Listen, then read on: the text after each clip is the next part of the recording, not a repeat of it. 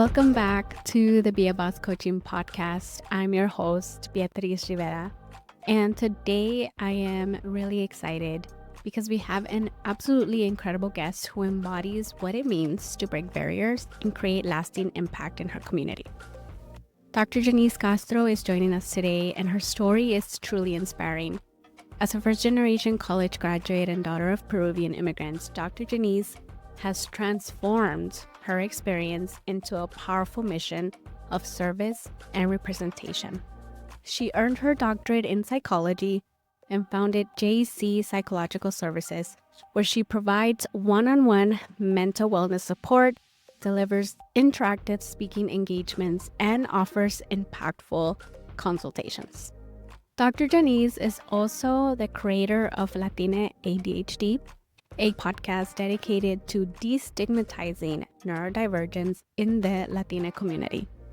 Through expert interviews and authentic conversations, she interviews people living with ADHD, bringing crucial psychoeducation directly to those who need it most. What I love about Dr. Janice is her unwavering commitment to being both a bridge and a beacon, bringing vital mental health information to the Latina community while serving as a powerful example of what's possible when we pursue our dreams with purpose. We dive deep into the theme of this season, expansion.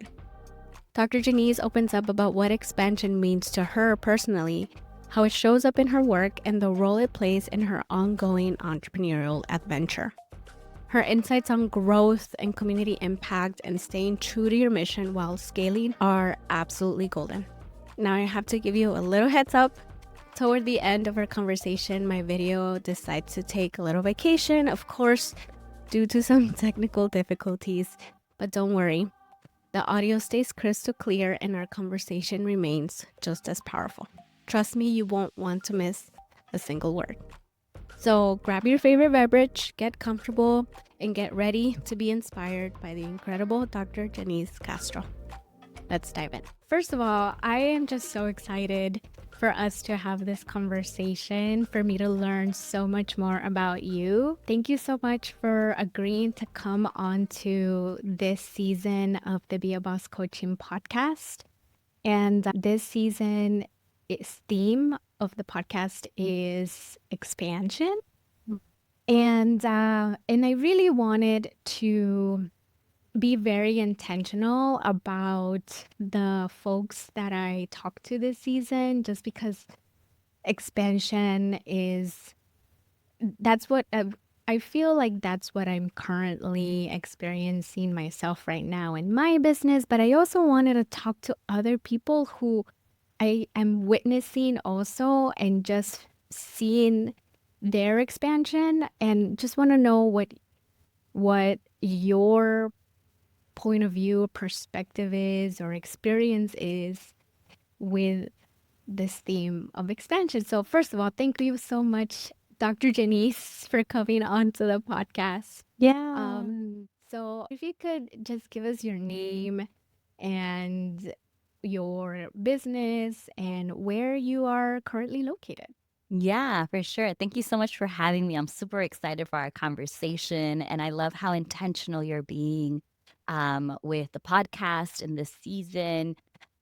So my name is Dr. Janice Castro. I am the business owner of JC Psychological Services, where I offer therapy. So I'm a psychologist, and specialize in working with adults with ADHD. I'm also a speaker. I do speaking engagements around mental health, motivation, and perseverance. And I'm also a podcast host. So I intentionally wore even my shirt for my podcast because I am a free Yes. billboard. Of course, Um, yes, so which I do want to talk about, by the way. yeah, definitely, definitely. So the podcast host for Latine ADHD. So those are a few of the things that I do. Well, those are the main things that I do. I'm a psychologist, speaker, and podcast host. Amazing. Well, thank you, Dr. Janice. I am so honored that you decided to come onto the podcast. You and I met at the speaker. It was a speaking workshop or event that we went to Yeah. here it was in Burbank. hosted by none other than Yvonne Armenta, who has also been on the podcast as well. She came on last season and she talked about her journey and her story as a public speaker. Mm. And we both got to be speakers actually at that event. Be speakers who were practicing their speaking skills, and we got to be one of the main speakers, or like highlighted speakers, and meeting you there and hearing your story and just also feeling your energy. I knew that I needed to stay in touch with you, and I'm so glad that I did. And since then, I know you've been doing so much with your work, with the podcast, with workshops. I know I just saw a post that you were accepted into a new program. Yes. So I just feel like there's tons of expansion that you're currently going through. I mean, I'm seeing it. And so I am really curious about your own experience in terms of expansion and what that means for you in this current season. But I like to in with this season's podcast episodes, what I have been doing and what I like to do with a lot of my guests is I like to check in with. Mm. So I'm curious where you're at. So just like a basic check-in, what season of life are you currently in? And tell us like what's going on. Like let's check in. Like where are you at right now in this Yeah. moment? Yeah. I love that question. And it does remind me, I forgot to answer your other question, which was where am I at, like physically? So I'll start Yeah. with that. Physically, Okay. I am in California. I live in LA. And Yeah. outside of the physical presence, where I am at in terms of just this season, thinking about my business and my journey with entrepreneurship is definitely in a space of being intentional with how I'm building and really trying to hone in on what is my values and my mission. How are those things aligned with the work that I do? And so when I talk about the podcast, my speaking engagements, seeing clients for therapy, I like to remind myself of my why before I venture out into trying new things. So, like, for example, you brought up the milestone program. So this is through the NASDAQ Entrepreneurship Center. And it was really awesome. We did the onboarding just a couple of weeks ago, and it's a 12-week program where we're focusing on a specific goal for our business. And we have 12 weeks to be able to see it through. I love how it is specifically for women who are entrepreneurs. And yeah, I think just having that space is also um, helping me with accountability. Because one of the things that I noticed, for example, with like my speaking engagements is like, I love being able to talk about mental health as a way to destigmatize, like through psychoeducation. And I also have signature talks that I want to focus in on. And so that's where I've been at this season is like, okay, I know for therapy, I specialize in ADHD for adults. I know with my podcast, I'm using that as a platform to be able to amplify the voices of ADHDers who are within the BIPOC community because there's such a stigma with mental health in our communities. Mhm. And with speaking, I'm like, I feel like I could be all over the place. Like I could talk about burnout, stress, imposter phenomenon, psychoeducational ADHD. I'm like, nah, I gotta hone it in. So that's where I'm at this season. Even with my milestones program through the NASDAQ Entrepreneurship Center, I focused it on my speaking engagements. Who am I pitching myself to? Why am I pitching to them? What is my intention? What is their mission? And how does that align with my why? I love that every project or important part of your business has an intention to it. Yeah. And your podcast as a way to to amplify the voices of people with ADHD, and the fact that you work specifically with ADHD adults, providing that direct service, and now really thinking about how you can use your speaking chops and skills to continue on building intentionality around your work and around your business. So Yeah, I love that, because I feel like when especially as solopreneurs, I mean, I'm a solopreneur. I'm not sure if you also I am. identify. Okay, so Yeah. it feels like sometimes when we are focusing in on like these really big projects, like a podcast is actually a huge undertaking, in Mm, my opinion. mm-hmm. It is really, really a lot of a lot of skills that we have to build and learn, right? But it Yeah, also requires a lot of time management and coordination, and that's right. keeping relationships with the people that you want to learn from, right? Like all these Yeah. things.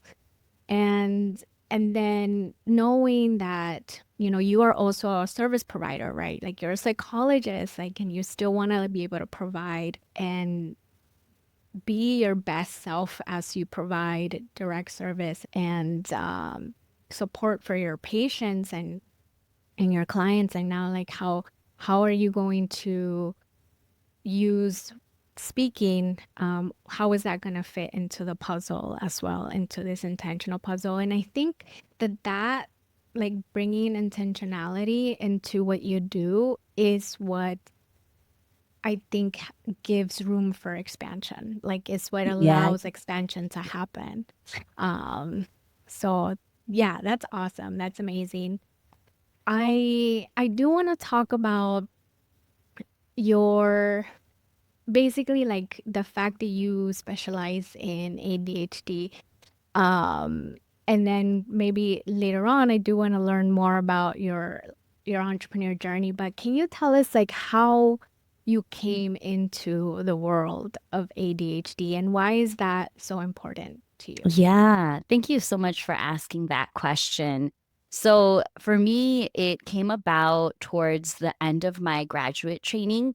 So, I have my PhD in counseling psychology. And when it comes to getting your license as a counseling psychologist, at least in the state of California, because every state's a little different, you are required to do additional clinical hours after you graduate. And I forget, I think it's like 3,000 hours. I forget really, or maybe it's 1,500, somewhere in the thousands. Yeah, for sure. And the way that we do those hours is through a postdoctoral fellowship.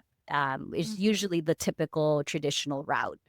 Some people get creative, but, anyways, I did my postdoc fellowship at this group practice where the training for postdocs was in ADHD and the LGBTQ community. Wow. And I was like, well, this is a population that I don't identify with, like either Hmm. of those. And part of my work as a clinician has always been to be the best that I could be, because it's important for me to serve my clients as best as I can. Because ethically, we also think about that work of like, do I have the capacity to be able to work with this client, or do I need to refer Right. them out? And Right. the other part was like, in my graduate training, I didn't really talk about ADHD. Like, we just didn't talk about it too much. We learned about it in our psychopathology class, which is where we Right. learn about all different types of diagnostic Yeah. disorders. But Hmm. when I got to the postdoc fellowship and I started getting more intense training on ADHD, I was just like, how did I not learn about this sooner? I was Hmm. surprised. And like, Yeah. that was around the first time that I had heard about the word neurodivergence, like Hmm. neurodiversity. I was like, what is this? And then I think because I came from a program that is focused on multiculturalism and social justice, to me, those values are really important in the work that I do. And Hmm. for me to not have known about neurodiversity sooner in my graduate training, I think is very ableist. right? Because I don't Yeah. have ADHD. And so I was like, oh, like, of course, I'm not going to think about disability because I don't have one. But also in my program, Yeah. we didn't talk about this term neurodiversity. And when I started learning about the overlap between how it can be challenging to understand the difference between ADHD and anxiety, because some of the symptoms overlap, or thinking about how depression and anxiety can be a result of unmanaged ADHD, or sometimes Right. it's just a combination that's going on all at once. And I was just like kind of blown away, like, how are we not talking about ADHD? So then Yeah. after my postdoc, I transitioned pretty shortly afterwards into my own business, my own practice, because I recognized that being an entrepreneur, a solopreneur, I was Mhm. going to be able to live this work life harmony and be able to get creative in the work that I do. And so when I branched out, I remember at the group practice, they gave us workshops on how do you open up your own private practice. And I Mhm. really appreciated that because then I was like, okay, so what, I get some help on how to branch out into my own business. And one of the questions was around, or one of the recommendations was focus on a niche when you're branching out. Okay. And the way that they had us think about what your niche is think about your favorite clients, the ones that you love working with, because there's some clients that we connect with more than others, whether it's because we Right. have personality or overlapping, intersecting identities. And not all of my clients had ADHD, but I just happened to gravitate, like my most favorite clients to work with were the ones who were BIPOC identified with ADHD. And I was like, why do I identify with them if I don't have ADHD? Usually Yeah. people will go into business with working with clients who they have these intersecting identities with. And I was like, I don't Mhm. have this intersecting identity, but the reason that I gravitate towards them is because I could really relate to some of the experiences or feelings that they have. I developed a lot of empathy for this community as a first generation college graduate who was navigating predominantly white institutions where I constantly felt like I had to work harder than my colleagues. I constantly felt like I had a code switch, which can be very similar to like masking, because I felt like I had to talk or behave in a certain way in order to fit in, or else I'm going to get judged. I often got burned out because in my head, I was like, I have to work really hard to keep up, but I didn't understand boundaries. And so I just kept giving my all because a lot of my imposter phenomenon that would creep up in these predominantly white institutions, also being like the daughter of immigrants, there was just so many layers that contributed to me feeling like I don't fit in here and I have to work harder, um, led me to understand, okay, it's these systems. Like eventually I was like, my self-worth is way too intertwined with my career. And I went through a lot of burnout. And unfortunately, it is those experiences that led me to stop and reflect and pivot and recognize like I am more than this job. I don't need to go above and beyond to please these people at my job. Like I get to be myself, set boundaries, practice that self-compassion. And yeah, I think all of those experiences really is what's connected me to my clients with ADHD because they do navigate systems that weren't built for them, but they've been doing it their whole lives. Like we live in a neurotypical society that caters to people who don't have disabilities. And so the imposter phenomenon, the struggles with um, feeling like you're working harder than others, those were things that I could relate to with my clients. And so I think also given my privilege being neurotypical, I want to be able to recognize that if I have a privilege, I get to be able to support those who come from marginalized communities, even if I don't identify with it, because at the end of the Mhm. day, it is about being able to amplify those voices that are often unheard. So yeah, I feel like I kind of went on a tangent there, but that's what gravitated me towards ADHD people. But also That's I'm great. surrounded by them. A lot of my friends, I'm just like, why are you guys all ADHD? I don't know.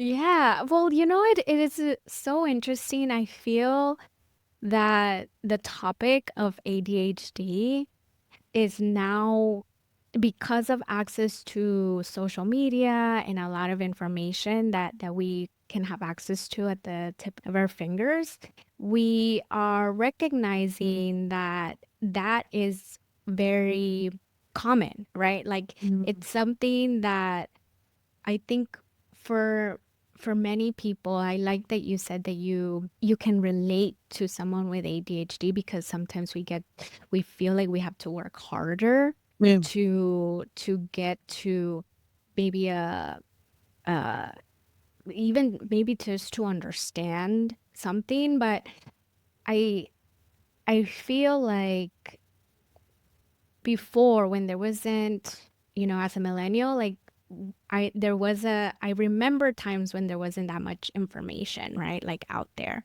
Yeah. Like, there's not. And so a lot of folks were experiencing, they're going through life, navigating through social interactions or learning, and all of this is sort of like pretty much isolated, right? Mm. And unless you talked about it, unless, like, maybe you met someone else that was also having a similar experience, it Yeah. felt very, like, very different. Like, and Yeah. when you already feel different and you already feel like other, like, you tend to further isolate even more. Mm. And so I think now, with access to social media, to podcasts, right, to books, to uh, through all of these mediums, I think that people are realizing that it's actually very common. And I think that's why a lot of people are, even now, are in adulthood, being diagnosed in adulthood, Mm. with ADHD, right? And, like, a lot of folks are now, a lot of things are making sense. They're like, oh my gosh, of course, my time in primary school, or during my education, it was so much harder for me. And Mm. I think it gives people, like, we normalize that this is, it's not a, like you said, it's not a stigma to live with, but actually something that, well, we can definitely incorporate and be proud of, and find other people and find a community that is having similar experiences, because of course not all experiences are the same. Right. But it's always nice. It's always, it feels like, when you're part of a community as humans, right? Like, that is what we naturally gravitate to, is a sense of belonging. And Yeah. when we can feel a sense of belonging, with others with similar experiences, similar challenges, then I think it's always positive. That's always a good thing. So I'm glad that your podcast is intentional about that, bringing in different experiences, experts, people who have ADHD, to talk about it. Yeah. Because, yeah, it's everywhere. Like, I think that there are family members in my family that I suspect, I'm like, I wonder if they have ADHD, because if so, then it would make a lot of sense. Yeah. Yeah. I mean, I hear you. Sometimes I come across certain people in my life and then I'm like, I wonder. But I'm not your psychologist, so I'm not gonna like diagnose them. But Yeah. I think everyone's journey with ADHD and having a diagnosis, it's very unique to them. And Yeah. like you said, it can get very lonely, which led me to want to start my podcast, Latine ADHD, because I kept hearing it also, like a theme that would come up with some of my clients is that they felt very alone with the Mhm. experience, especially when I think about my BIPOC clients, because mental health is such a huge stigma within BIPOC communities. And I do Yeah. agree that, like, now that we have podcasts, social media, more conversations are happening around mental health, which psychoeducation is super great to destigmatize mental health. And Yeah. it's when it comes to the research around how do we destigmatize mental health or reduce a stigma, is yes, psychoeducation and also normalizing it. And the way that we're Mhm. going to normalize it is by having conversations about ADHD and recognizing that people around us have it, right? Like Yeah. your neighbor next door probably has ADHD, or maybe a family member, or maybe somebody you went to school with. It could be the person at the grocery store. But because there's such a huge stigma, people aren't going to open up about it. Like, Yeah. society has definitely trained us to think that if you have a disability, there's something wrong with you. It needs to get fixed. And if that's what we've been socialized to think, that it is a problem, and even, like, it is considered a disorder when it starts to impact your functioning. And I Mhm. think what's so important is recognizing why is it impacting the functioning, and recognizing that also our society, when it comes to the development of technology, has grown so fast that it can be Yeah. really hard for people with ADHD to keep up because of the troubles or challenges with organization, time management. Like, we're expected to be multitasking at so many jobs when really we weren't built to multitask. Yeah. So I think being able to amplify voices of BIPOC folks with ADHD on my podcast is another avenue to be able to normalize the experience of ADHD, especially because it can feel so lonely.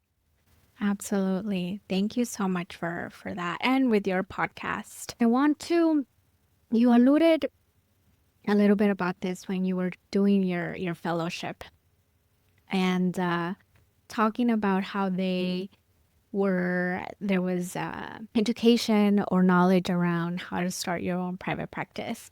So is that the point in time or like the catalyst that really that I guess kickstarted your entrepreneurship journey? Because like you said, you learn about ADHD and like was really curious about it. And now I'm curious how that then turned into the idea for a business and for to kickstart your entrepreneurship journey. Yeah, so it definitely was something I was curious about when I was taking the workshops. I was like, well, I want to be open to the idea.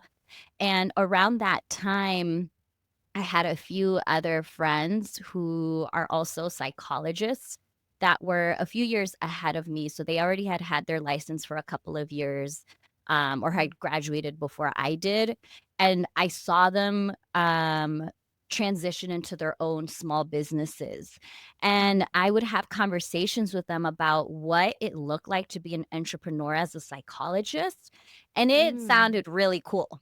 I was like, Yeah. "Man, I wanna do that too." Like, Yeah. I think allowing yourself to be creative in what you offer and being Mm. able to work with who you wanna work with, and not feeling like you're, tied down to having to do things a certain way because of Mm-hmm. all the red tape that exists in a lot of these different systems, that like clinics, college counseling centers, hospitals, Yeah. working in academia. Like, it's hard sometimes to be able to do what you want to do when you're not your own boss, right? Exactly. So Yeah.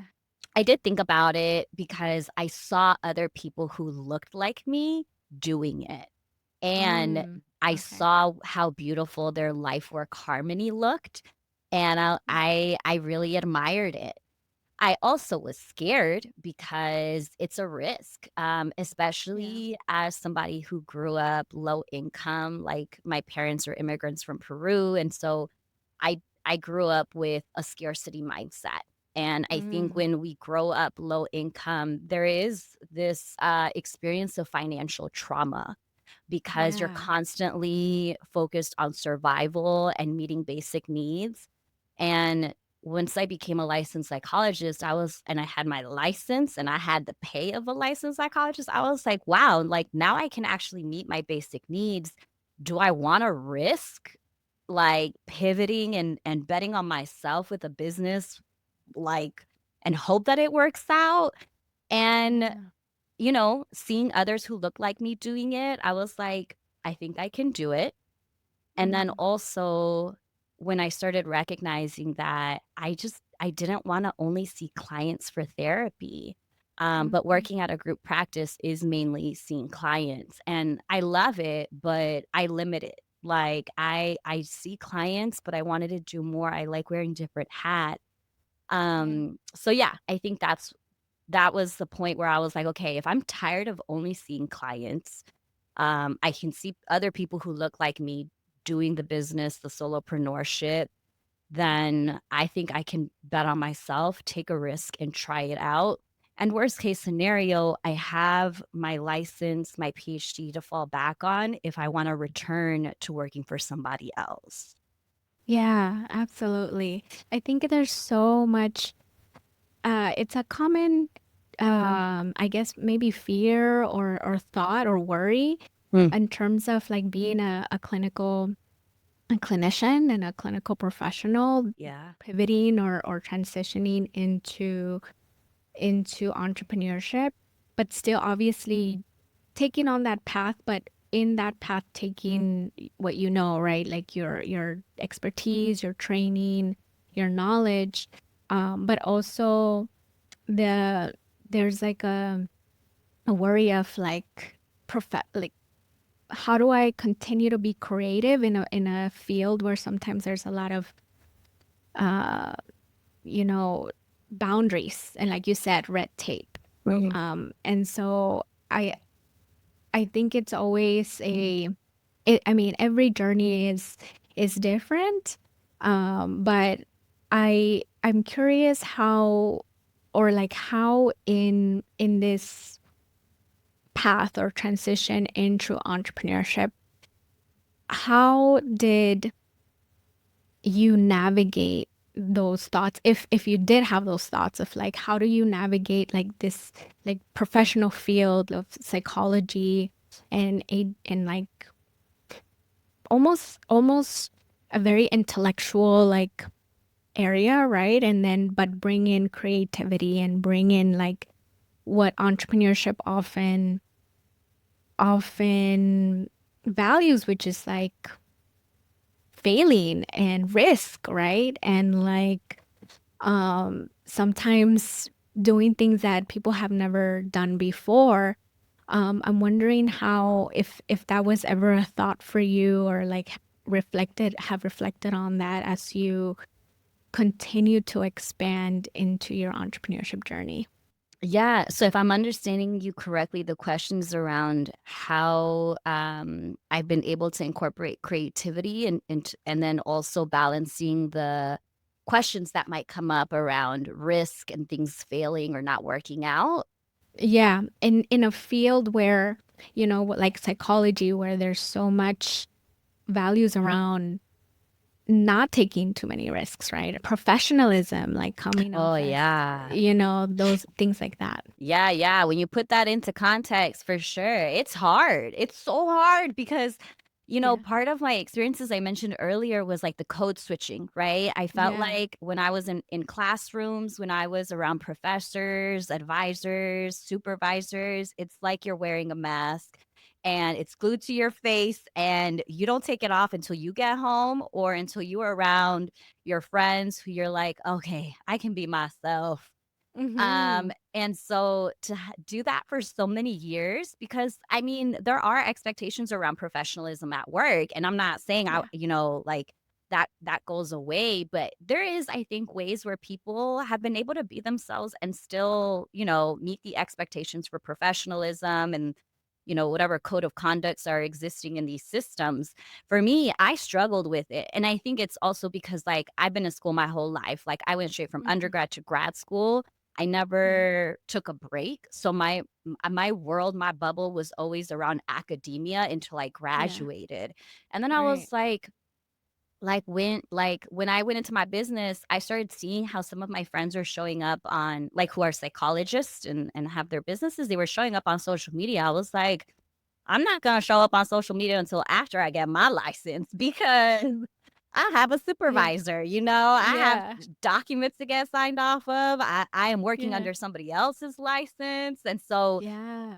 it was hard, Mm. and I think given that I was in school my whole life, like, I just went from undergrad straight to grad school, my bubble, my world just kept getting more and more academic.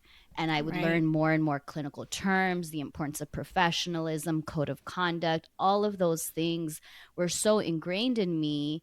And once I was able to branch out into my own solopreneurship, I had a hard time because I had been code switching for so many years, right? Like feeling like I was wearing a mask when I'd be around certain people that were in academia or who I'm working with. But then when I'm with my friends or when I'm at home, I felt like I could just take that mask off and I could breathe. And when I recognized that with a business, you can do whatever you want because you're your own boss, I was like, okay, so then let me test the waters of what it's like for me to show up as my authentic self while also being able to hold space for that professionalism. Like, how can I make space for both?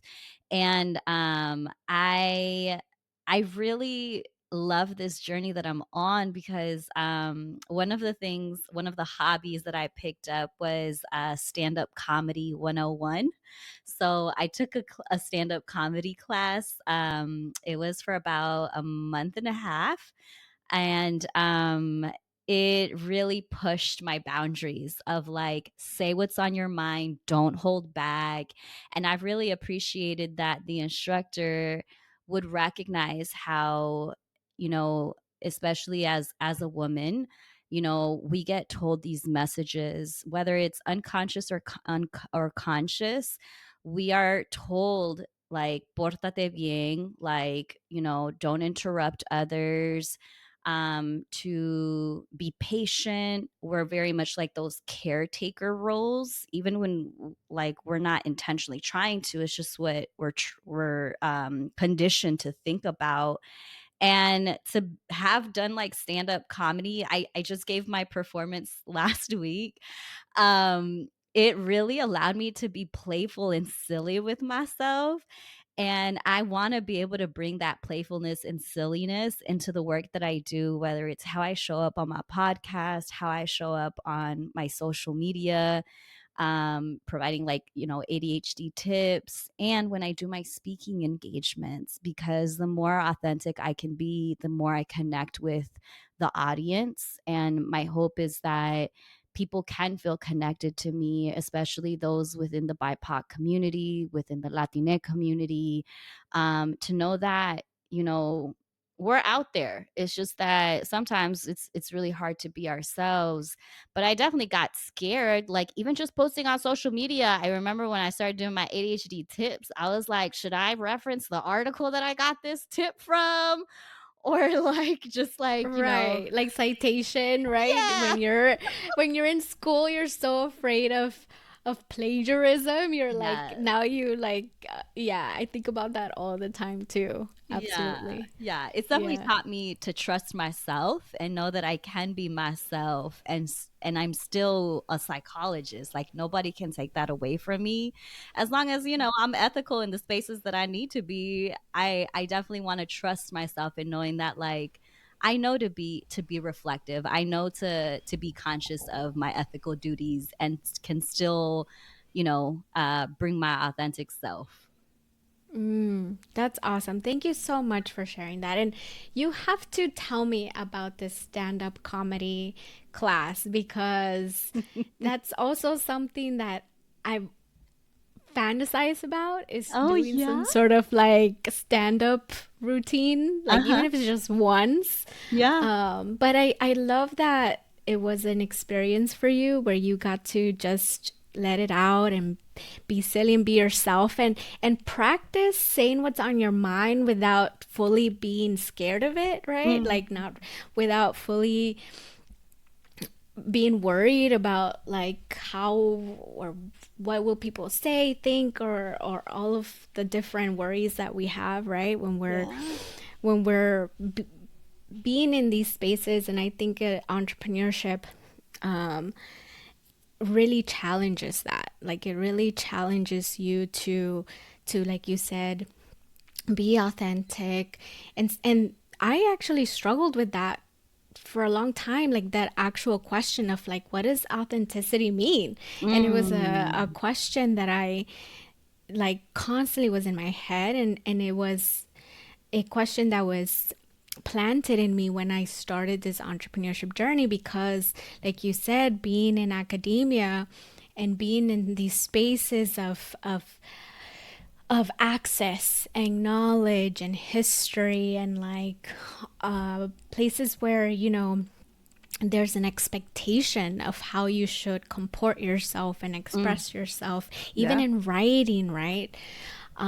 So yeah, I totally relate to this idea of navigating and finding a way to still be yourself, and uh, not just like throwing the book of or this experience of being in academia out the window, but just um, bringing your knowledge into your entrepreneurship journey.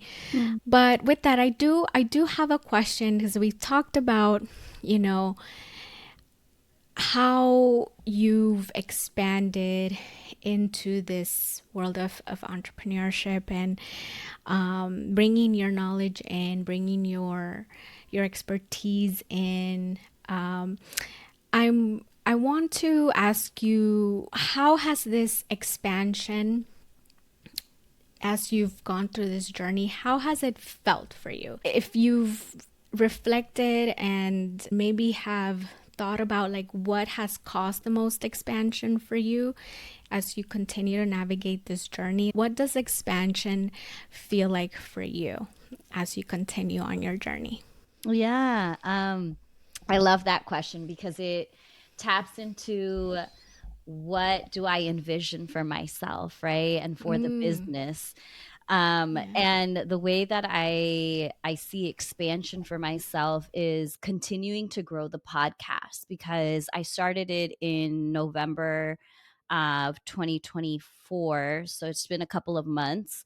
And I love how people want to share their stories in terms of their experiences with being neurodivergent, but then also being able to connect with people in general within the community, because I also bring on experts in neurodiversity.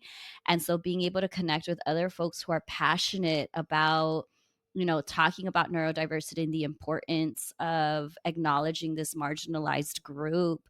And so I think just continuing to grow the podcast, continuing to amplify voices through the podcast. And in terms of my speaking engagements, that's another like area, right? Like for me, being able to do workshops or speaking engagements is what allows me to reach the masses beyond a one-on-one therapy session. While I love working with my one-on-one clients, working with them on, navigating their mental health and managing ADHD and how to be able to show up there as their authentic self. I know that one-on-one work is very unique. It's very special, and I feel very honored and privileged that people are wanting to share their stories with me, be vulnerable with me, and like, they trust me to help them. And I know that with speaking engagements and workshops, I want to be able to connect with more companies and organizations that are wanting to talk about mental health, but from a culturally affirming place. And by that, that means talking about neurodiversity. It means talking about Latina mental health. And so being able to reach broader audiences all at once, like as me providing that psychoeducation or sharing whatever tips I have, then it's having a bigger ripple effect. So yeah, my hope is just to continue to expand in those areas. I think being able to network with more folks who are like-minded or not like-minded, and then being able to have conversations so that we can start to empathize with each other and understand the importance of supporting each other, even if we have differences in values. It does go back to just recognizing that we are all human, and that we may have different experiences, but there's still things that connect us. Absolutely. Thank you so much. What that brings up for me is this is why I think I really wanted to hone in on this theme of expansion, is because it shows up everywhere, Mm, even when we don't recognize it. But when we do recognize it, it just compounds yeah. and it multiplies. And I think I love how the way that you feel expansion, that you're seeing expansion, is through being able to impact more people, Yeah. a larger community. Yeah. And what that means for me is constantly thinking about your why, Mm, right? And always bringing intentionality, which is what you had mentioned in the beginning, and like how you really wanted to bring so much intentionality into the things that you do for your business. It's really about coming back to the why, and that I feel like expansion just sort of it happens when that is in mind, when you have your why in mind, when you have your intentionality in mind, and you continue to remind yourself of that throughout this journey, because there's highs and lows, and it can be very easy to forget about like why you even started this journey in the first place. And what I love about your story, Janice, is that you have been able to go through your journey as an academic and get your training, get your degrees, get your credentials, your license, and still come out and be yourself and be mm, authentic and find a way to bring that into your journey as an entrepreneur and build something that's for you and that you are passionate about, and that you continue to create this impact. So that is what I'm taking away from our conversation today. yeah. Um, yeah, so thank you so much for sharing.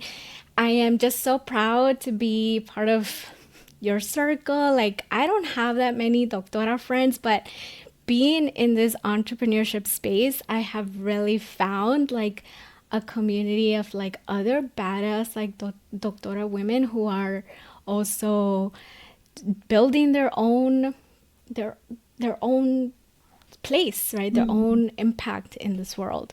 So yeah. thank you so much for coming on and sharing. And I hope you can come back for to Yes. talk more. To talk, tell us a little bit about your podcast, Yeah. and then we can wrap it up with like where can people find you and work with you, get in touch with you. Yeah, definitely. I really appreciate how your very thoughtful and kind words around what you're taking away from this story, and well, my story. But then also, yes, you have a doctora friend, and they are out there. There's just not a lot of us, right? And again, because a lot of these academic spaces were not built for us in mind, and yet we persevered. And that's what I admire so much about folks within our communities or people who come from marginalized groups, is like there's barriers, and yet we find a way, and we find a way in community. And you're right, like that's where I gravitate towards, is like, how do I continue to build a community but also serve the community in ways that it's needed. And speaking of how to serve these communities that are where it's needed, is why I started the Latine ADHD podcast, to be able to have a space where we can learn from, whatever I've learned, because I know I also don't know everything when it comes to ADHD and neurodiversity. And so bringing on experts who specialize in neurodiversity to come talk about different topics, or other folks who specialize in ADHD, because I recognize, like, I don't know everything about ADHD and neurodiversity. So I love being able to connect with others who also provide those services and amplify whatever offerings they have that they can offer. And also to be able to have a space to amplify the voices of marginalized communities, specifically within the BIPOC community, to be able to talk about their journey with ADHD. It's a space where ADHD and Latine culture intersect, where we can learn, share stories, and build resilience within the Latine community. So yeah, that's Latine ADHD podcast. You can find it on whatever platform you listen to podcasts. Awesome. Thank you so much, Janice. And I know you can't see me, but that's okay because um, we can see you. Okay, good. Yeah, and see you. And I know you can hear me. I think my webcam was like, okay, enough. And since we're recording, I can't switch it back. But Yeah. I do want to say, again, it's just been so awesome to see your journey, to see the ways in which you impact your community and talk about ADHD and really work toward destigmatizing the experience of ADHD. Mm-hmm. And everyone, please go listen to Latine ADHD. And Janice, you're just so fun. Oh, nice. Just You're fun yeah, too. you're so fun to like talk to, and I am really excited to continue to see the expansion that you are heading into as you continue to build your business, to make an impact, to be part of this program. And I can't wait to see everything that you do. So thank you so much. I hope you come back. Yes, And I'd love to. absolutely. Like I love to have different conversations about different topics. So definitely will have you back when there's a new season of the podcast. Yeah, definitely. Um so before we go, just where can people find you, work with you, and where's the best place that people can reach out to you? Yeah, definitely. So my website would probably be the easiest. It's DrJaniceCastro. So it's my name, drjanicecastro.com. And you can find my offerings on there. If you want to connect with me socially, you can find my podcast, Latine ADHD. If you listen to podcasts, they're available on all platforms. If you prefer watching, because they are videos, you can go on my YouTube channel, which is JC Psychological Services. And I'm also on LinkedIn. I go by Dr. Janice Castro, by my PhD. And then on Instagram, I am dr.Janice Castro. And I share some ADHD tips on there. Awesome. Thank you. So I will have all those links in the show notes. So come on down to the show notes to connect with Dr. Janice Castro. Make sure you go check out her podcast, leave her a rating or a review. And again, thank you so much, Janice, for coming on. Yeah, thank you for having me. It's been a pleasure. Hi, everybody. Thank you so much for joining me in today's episode. Before we wrap up, I'd love to hear your thoughts. How do you allow fear to be part of your season of expansion? I encourage you to take a moment to reflect on this question, journal about it, or discuss it with your community. Because, of course, often our biggest growth happens when we learn to dance with our fears rather than wait for them to disappear. If you enjoyed this conversation and want to dive deeper into the world of entrepreneurship, be sure to visit my website and sign up for my newsletter for more tips, resources, and inspiration. You can come over to beabosscoaching.com where you can learn more about me, sign up for my newsletter, download resources, some freebies. And if you have questions about starting your own entrepreneurial journey, email me at Beatriz, that's Beatriz, at beabosscoaching.com. I'd love to hear from you and maybe even feature your question in a future episode. Thanks again for listening, and I will see you next time.